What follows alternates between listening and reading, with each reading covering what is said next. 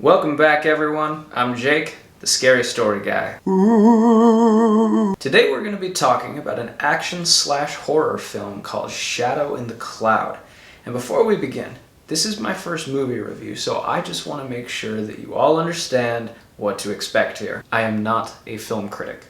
I have no qualifications at all to be doing this, beyond the fact that I have eyes with which to watch movies and a mouth with which to talk about them. And this lamp. I have this cool lamp, so there's that. Anyway, I just wanted to put that out there. If you've come to my channel hoping for, an in-depth exploration of how David Lynch utilizes visual allegory in his films, you are probably going to be disappointed by the amount of dick jokes I make. Okay? Okay. I love this lamp. Shadow in the Cloud was released on January 1st, 2021 here in the United States, which means that even though it most likely won't be the best horror movie of the year, it can at least be the first in our hearts. Aw. Now the question you're all asking, is the movie good? Shadow in the Cloud was directed by Roseanne Liang, which apparently this isn't her first movie. It's the first one I've heard of. And it stars Chloe Grace Moretz, who horror fans will know from Let Me In, Dark Shadows, the Carrie remake, and Greta, which is actually a very good movie. Chloe plays Maud Garrett, a World War II fighter pilot who has been tasked with an important mission. She gets onto this, plane, and the other soldiers on it are like, "Who are you?" And she gives them a note that looks all official, and it basically says, "Your job is now to get me where I need to go with this mysterious briefcase." Ooh, what's in the briefcase? But these guys are not what we would call the nicest of chaps, and so they're like, "Okay, fine, we'll take you, but you have to go sit down in the bottom part of the plane."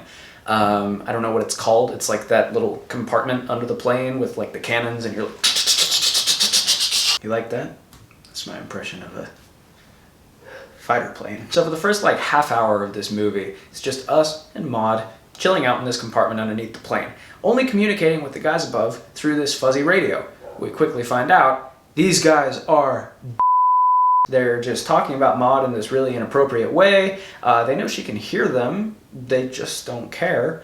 And so she's just having to sit there trying to deal with this. Meanwhile, there's a mysterious presence outside the plane, and she's trying to convince them that, hey, you guys gotta pay attention to the situation here. Now, we'll talk about my overall impressions from the movie in just a minute, but I will say, first 30 minutes of this movie is actually very, subdued and gentle.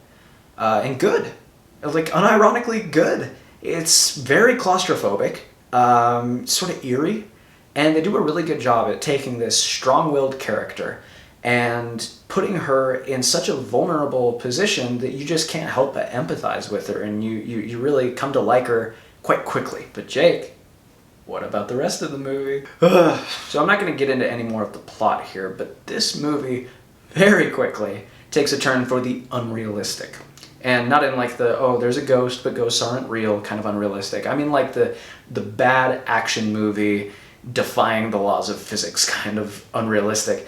And I was a bit put off by that because I thought I was getting one thing, and then all of a sudden it's just this completely different movie, and I wasn't expecting that. I thought I was supposed to be taking this seriously. And then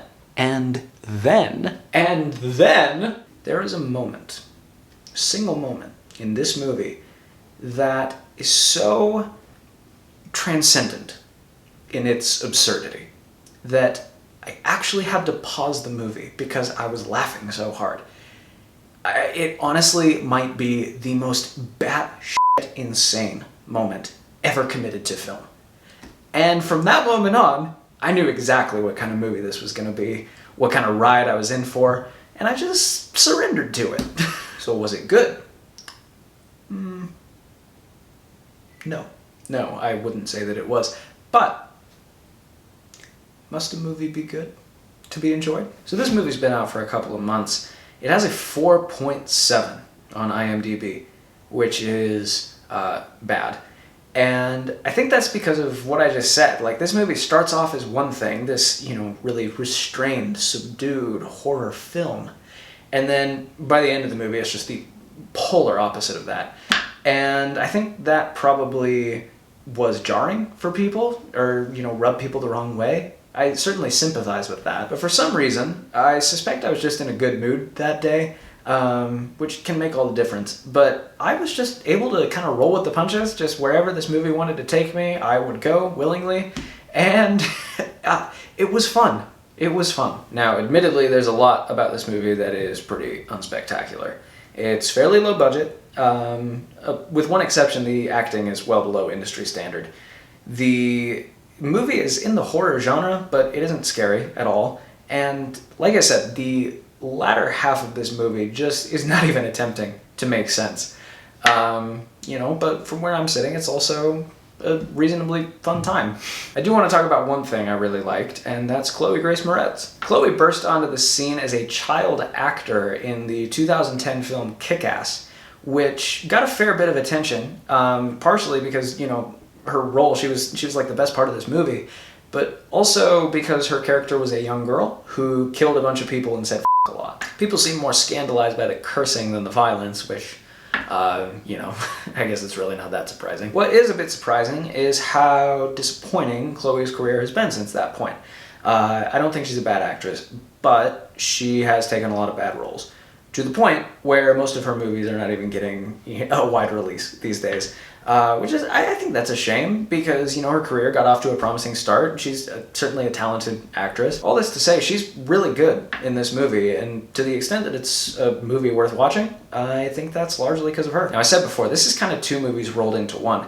Each movie's demanding something different from her performance. I thought she was really good in those vulnerable scenes at the beginning, when things are a little quieter, and it was nice to see her kick ass again in the, more high-octane action scenes toward the end. Now, one more note. This movie's flaws are quite readily apparent, but I did think there was a bit of a disconnect between the movie's quality, or at least its, enjoyability, and the just abysmal reviews it was getting online. And so I did some research, read some, internet comment sections, always a good idea, and quickly found out that one of the driving forces behind the hate of this movie has been feminism. More specifically, people's distaste for feminism and their belief that this movie was trying to shove a girl power agenda down everyone's throats. Now, it's true that some movies do have political messaging, and sometimes that messaging can overshadow the actual movie. It's annoying when that happens, I agree, but I don't think it's happening here. This movie is very unserious. It knows it's unserious, okay? It's not trying to change the world. It's schlocky and cheap and fun. And to the extent that it has a feminist message, I would say that also is schlocky and cheap and fun. Everything in this movie is presented as a sort of caricature, and for that reason, it just never came across as preachy or self-righteous in the least. I also saw a lot of people online complaining that it's unrealistic for a girl to be as strong and physically capable as Maude is in this movie.